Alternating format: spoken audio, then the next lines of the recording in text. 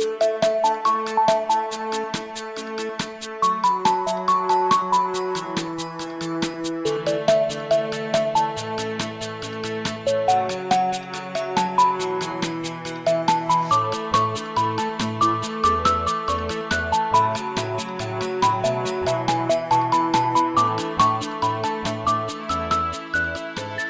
guys! Wow, it's been a long while. Welcome back to our episode or podcast. Glad you didn't forget about us because obviously you guys are listening to us right now. Today, we actually have some updates and a new episode titled Is K-pop Going Downhill? We took a quick break for vacation and now we're back. So there are some updates in our lives. People are moving, getting busier, moving on to different jobs, etc. We'll now be updating a new episode every end of the month. Remember to catch us every month, okay? Now, back to the episode. Today, we'll be talking about a very popular topic, K-pop. As a Korean, I have a lot to say, and with some long K-pop fans here, we have a lot of topics to discuss about the rise and perhaps the fall of K-pop and how it changed over time. So remember, this is an open discussion. All points are from our point of views. Let us know your opinions in the comments. Otherwise, let's get on with the episode.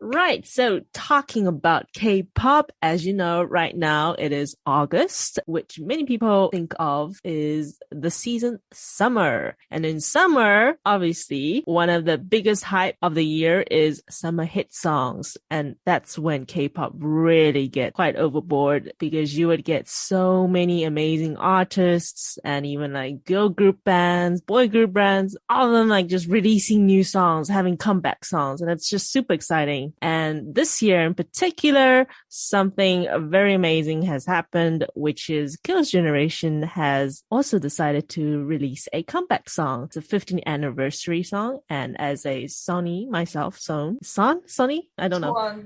Son. There we go. I can't pronounce it. At least we have a Korean here. Son, which is the fan name for Girls' Generation. We were super excited because, hey, they're finally back. And it's like K-pop has returned in a way. You know, it's very symbolic. In addition to that, one of the top girl groups till now is, of course, Blackpink. And they have also decided to release a comeback song. So super exciting. Just the fact that these two girl groups have decided to release a song this year. So why not just talk about it, right? And I like to point out, Cindy was saying about how when she mentioned Girls' Generation, you mentioned like it kind of reminds you that K-pop has come back.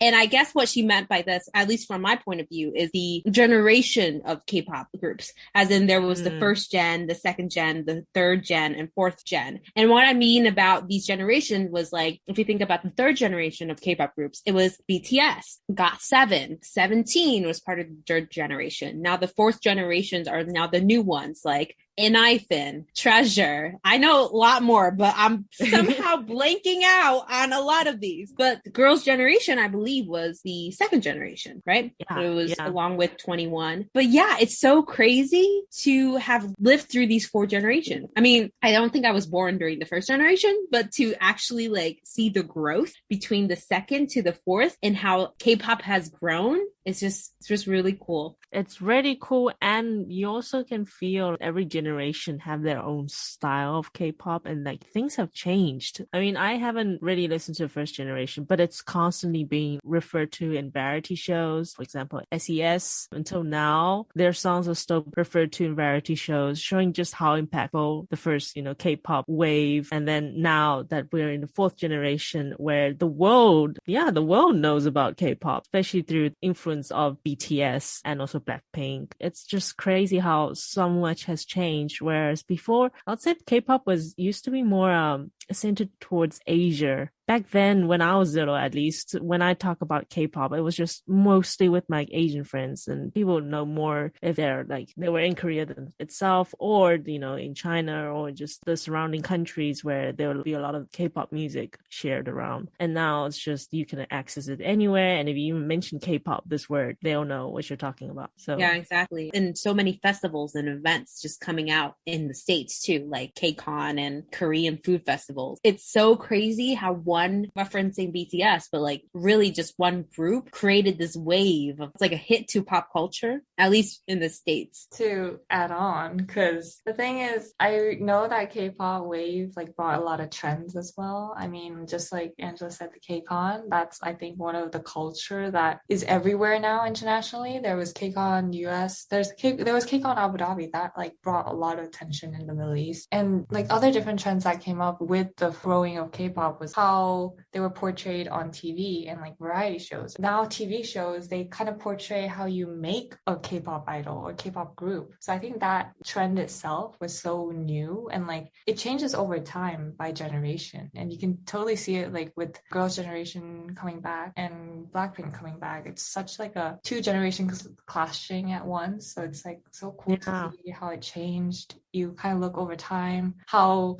you've been in K-pop for 15 years. Like, that's crazy. That's crazy. I mean, even though these two generations, that people would say like on the outside, they'll be like, oh, it's so different. You're talking about like the second generation K-pop where there's much more Korean, maybe you'd say Korean vibe in it, whereas like the Blackpink song would say it's more international vibe towards it. I would say like some of the basic stuff about just being a K-pop group is still kept until now, like maintained. Like Girls' Generation, they brought the whole idea of like visual, you be the person to be the visual, the main dancer, and I think even now that's still each member of a K-pop group, they would hold like that kind of role, which you don't see in any other Western girl groups or like any band or group. I think it's something that brought by K-pop and like this whole generation from generation after generation, where each time like when someone introduced themselves, they would say, hey, I am, let's say I'm Cindy and I'm the main dancer. Like that's literally how they introduce themselves, which is... It's funny how you mentioned that Western culture don't do that. Because I remember when I was a Directioner,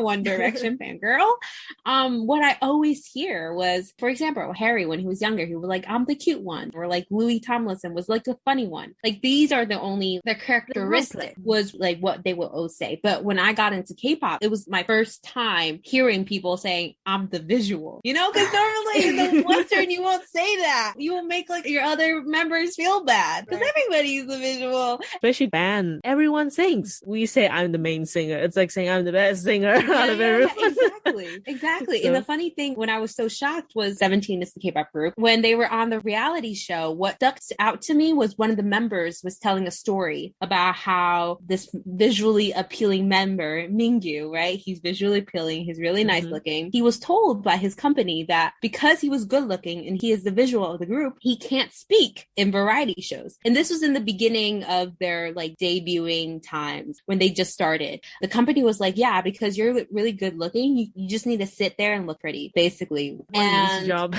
Yeah, what an easy job. But like, it's so crazy to think, oh wow, like they take these roles so serious and it becomes their identity. Like it really just, it's a part of them. And then the funny thing is the comedian that was telling the story, his role in the group is being the comedian. So when the interviewer was like, can you talk about whatever you want? And then he was like, yeah, because I'm the comedian. I'm not the visual. So I get to talk about whatever the stuff I want on TV shows. And, yeah.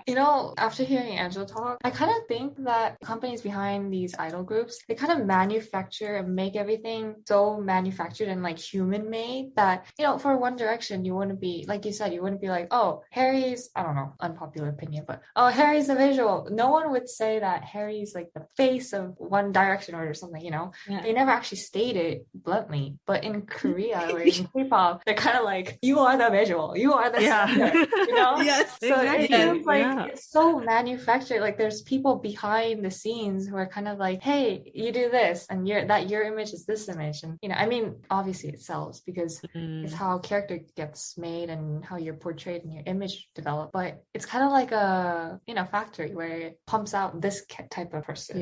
You're a product. Yeah. You're a product. And like downsides obviously of this kind of manufacturing process is that actually Girls' Generation, Sunny herself, she actually shared like she had the role of the popular one on variety shows. Like she was always so outgoing on variety shows to the point where the company kind of marketed her as like that variety show member. And then she talked in one of her radio sessions, I think, she talked about how that soon brought her a lot of pressure because it's like she has to act super fun on every variety show she's on, and she's always been invited on it. And it gave her so much pressure that she decided to take a break. I think it was like 1 or 2 years to like find herself again, to redefine herself. And it's just hearing that you realize, oh, visual, obviously that's also pressure. You always gonna have to look pretty, but then even some other roles, it can also be a lot of pressure. It's very strange. That doesn't really happen in the West, but in the K-pop groups, like your role in the group is so important. It defines like even the opportunities you receive. Yeah. Exactly. I was talking about variety shows, so I don't know about you, but do you feel like the behavior of K-pop groups on variety shows these days have kind of changed over time? Yes. Oh my God. Do you guys remember when, like, I don't know, before all the old variety shows that I watched, like all the idols were portrayed as so innocent? They wouldn't even talk about like poop in general because it was so dirty. And everyone was like, no, you have the image of the girl group, you know? Like, and inside my head, I was like, oh yeah, it's so dirty. Yeah, why are they talking about it? But then now looking back, they're grown, like they're old enough to know about humans and different, dark sides. So why not let them talk and come out of whatever shell that they're in? Basically, they're now allowed to be human on TV. More human. Yeah. So, well, I would have like another argument where it's like, yes, they're much more open than before. They can talk about anything. On the other hand, because you have first generation, second generation K-pop groups, I also do notice that things have also changed. Now there's less K-pop idols that have like character in them. People are gonna argue against me and all that, but I mean, I just feel that especially the new groups that come out, there's ones that nobody really knows their name. Oh, when they're on variety shows, they're so well behaved. It's crazy. It's like being so taught in that mannerism, it becomes boring to watch them. That's what I feel. We don't need to talk about those famous ones like, okay, Blackpink, I mean, each of them have their own characters, sure. BTS, yes, but it's just the new groups. I feel there's something that's not so open as it was before, where like, Girls' Generation, they were already crazy, like at least in terms of humor and all that. But now, I don't know. What do you feel? Like, I get what you mean by the newer idols. They become more, I guess, muted in a sense where it's like the same thing. I think it's also like a part of the company being like, you shouldn't get hold of a character yet because you're so new to this industry. Keep your image and then develop it as you, grow as an idol. Because I remember like every time a group debuts, it's more like keep that young image and then use that to grow and be more mature. And that could be like the lifeline of the group and stuff. I feel like that's maybe the concept that they're looking for. I'm not sure. This is my opinion. Yeah, and like the boy and girl interaction thing, like these days I see so much more of like friends, people doing challenges, like dance challenges on TikTok and on YouTube, doing their choreography with other groups. And it's just more humanizing. It's so nice to watch, to see them. Oh, they actually do interact. They do see each other. They don't act like they're ghosts anymore. Like kind of so real that I appreciate it more these days. Especially the most successful K-pop idols. Yes, you see much more interactions between them. But there's definitely less variety show opportunities for a girl group and a boy group to be together, just because of the whole crazy fan base that's going on, I heard. So I guess there's good of both. One is, they're more open, more friends, but the other side, it's the fan base is like much bigger now and might be some sense. Like, for example, BTS can't really interact with any girl group. Otherwise, there's going to be so much shipping. Or hate. Or hate, yes. I heard like international fans always ship and then Korean fans always hate. I don't know if it's true about that, but it's just now there's so much at stake being a K-pop idol. I feel like we did a really good job warming up, because listeners might be like, okay, so what does that have to do with this whole downhill of K-pop thing? But hey, we're giving you some warming up tea, because the reason why we titled this K-pop is going down, because with all these changes that's coming up, the old K-pop versus the K-pop, I realized that now, like BTS, they're a Korean K-pop group, but they have expanded so globally now that I feel like K-pop is being so influenced by the Western culture that the line between like K-pop and Western pop is starting to blur together. Like I can't seem to differentiate anything anymore, because like BTS, Dynamite or Permission to Dance, they were all English songs, yet it's still called a K-pop song. Like what makes it K-pop anymore? What makes it so different with this like old K-pop? I understood because all the songs was in Korean, but now with this new K-pop, like I don't know anymore. You know, I don't know if it's K-pop anymore. Yeah, I get that same feeling too. Actually, Asper, you guys know the group, when they released the Next Level song, I heard the composer was the same person as the one who wrote The Boys by Girls' Generation. And what I heard at the time was The Boys was actually a song that was specially tailored towards the US market. When that came out, several of the Girls' Generation members, they didn't like the song. You know, it was not like K-pop. At the time, like you could kind of tell the difference. You're like, yeah, they wanted to enter into the US market. But now, like when Asper's Next Level came out, everybody defines that as K-pop. So it's like what you used to know as K-pop is no longer, well, not the standards have changed. It's just there's no boundary now. Like you don't know. Like does everything like just have to be depend on the group or is it the language? Or yeah. I was working out today after work. I was on my playlist and I clicked on the playlist that said pop, like global pop. And then BTS song Bad Decisions came up. And I was like, oh yeah, I knew this song, but I don't know if I should be surprised or I should have expected this song. But you know, it just kind of makes me think, is it K-pop or is it pop? Or do we even need to classify these days? Because remember Billie Eilish came out with her types of songs and people were like, what's her genre? Like where should we put her in the music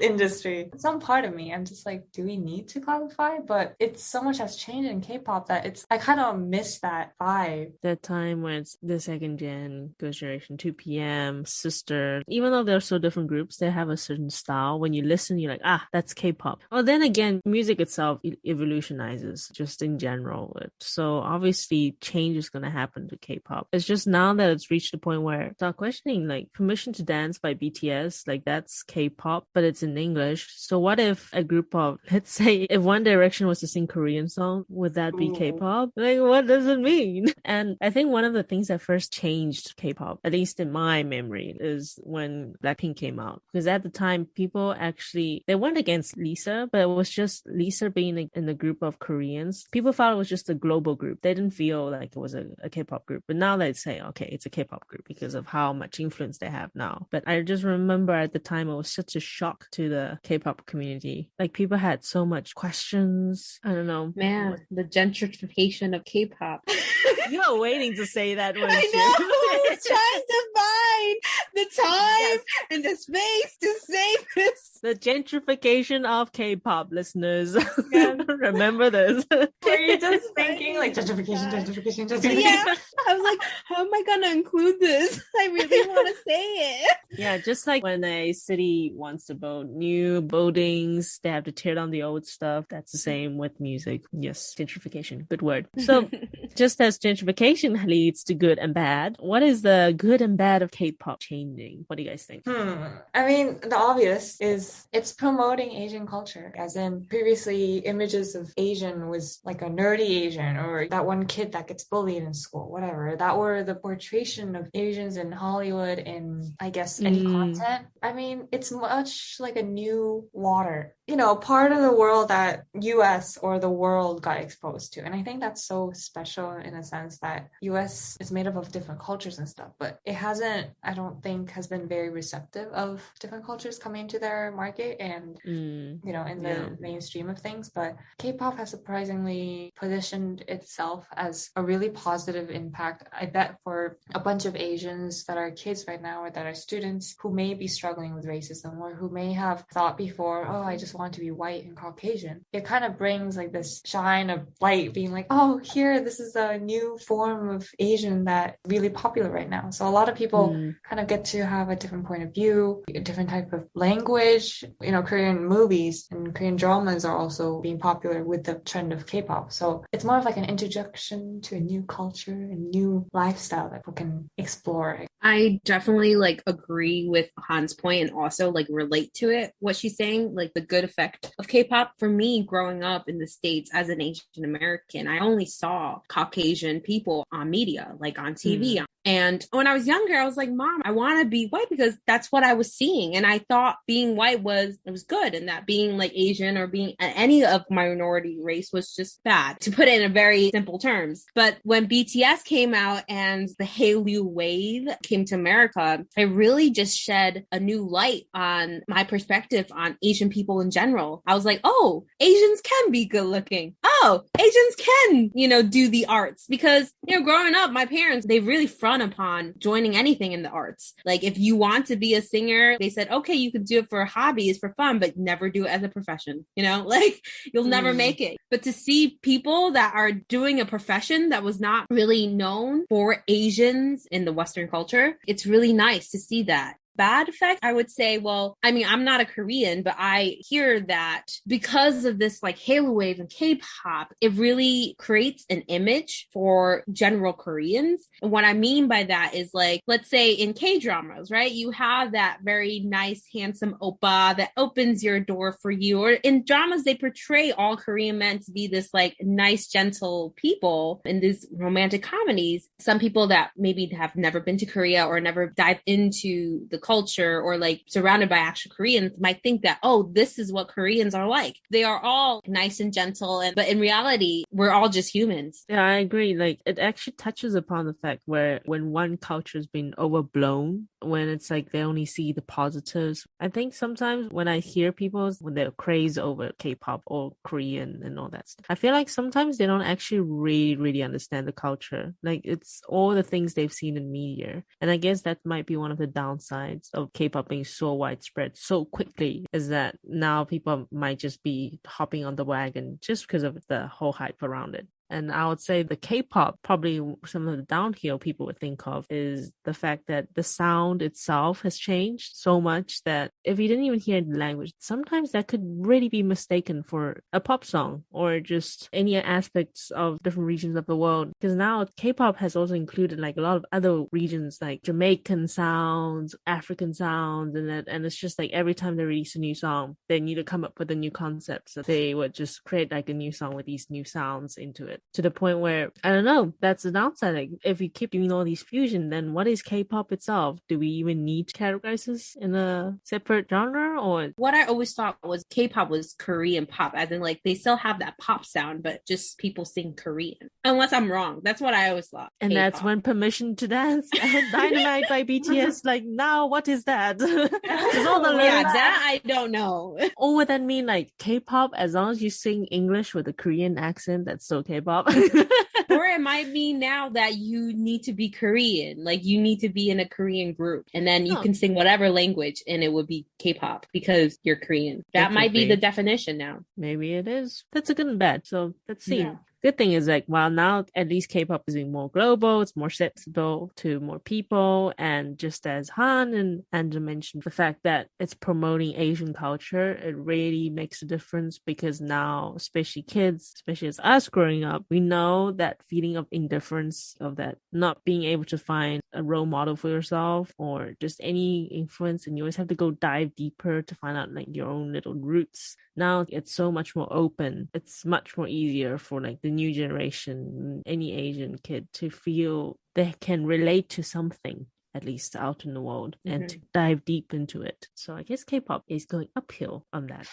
Well, Han, you had a bad perspective because you mentioned a good one, but as a Korean POV, do you have any points? I guess you guys kind of touched on it. Like the Koreans are kind of being romanticized. Like a lot of my company coworkers, as soon as they realize that I'm Korean, they connect me to like a drama character or a K-pop idol, and they're like, "Oh my god, you look just like her." Like, oh yeah, that happens. You're right. Yeah, oh my god, not even just you, like as a Korean, like even us as Chinese, like sometimes it's just Asian. Like, oh my god, you're just like that group member. I'm like, what? Who? I'm like, thank you inside. But I'm just like, at the same time, like, it's like, is that a compliment? Am I supposed to take it as a compliment? Even though, like, I myself see nothing alike. But I mean, I don't know. You know, this can be a good and a bad. I wanted to ask Han's perspective about this because I was always very curious because of this effect of this new Halo wave and everything. And being Korean, do you sometimes feel like people that want to be friends with you? Do you sometimes have this vibe where, oh, they want to be friends with me because I'm Korean, or they want to be friends friends with me because I'm Han. Yeah, you know what I mean? I totally get what you mean. It's kind of good to feel that way, but the thing is, living in Singapore, you kind of have this superiority, even though no one says it and stuff. But the image of Korean is so romanticized, and Koreans must be pretty, handsome. They're very clean. I feel like I want to enjoy it, but at the same time, it kind of makes me feel uncomfortable because I know that I'm getting this respect that I don't even deserve just because of my ethnicity. So yeah, so they're like stereotyping you and already putting you in a box before even to get to know you. And that gives you pressure on like, oh, what if I'm not what they expected? And I feel like I have this reputation to uphold, dress nicely and have everything put together. But in reality, I'm kind of just barely getting by. We had a classmate where I think their whole purpose of approaching Han was just because you were Korean and they wanted to practice Korean on you.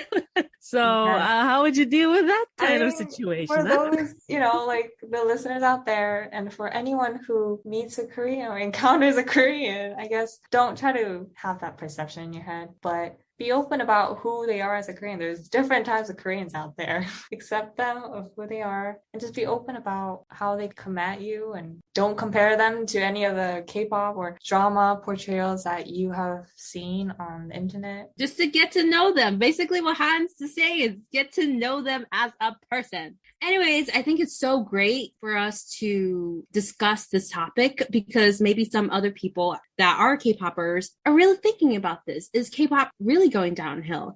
And we're just providing our personal opinions and what we see in the current K-pop industry now. But let us know what you guys think about in the comments down below in whatever social platform you're on. It's really nice to take a step back and really go behind the scenes and dive into these deep questions and look at this idea of what is K-pop and what it really evolved into. And man, just talking about this just really makes me feel old. But anywho, thank you guys for tuning in. Today's episode is K-pop going downhill? And if you haven't, please subscribe, like, and leave a rating for Banana Corn and recommend this to all your family and friends. And follow us on Instagram, Banana Corn PD, and come back and join us on our next episode next month.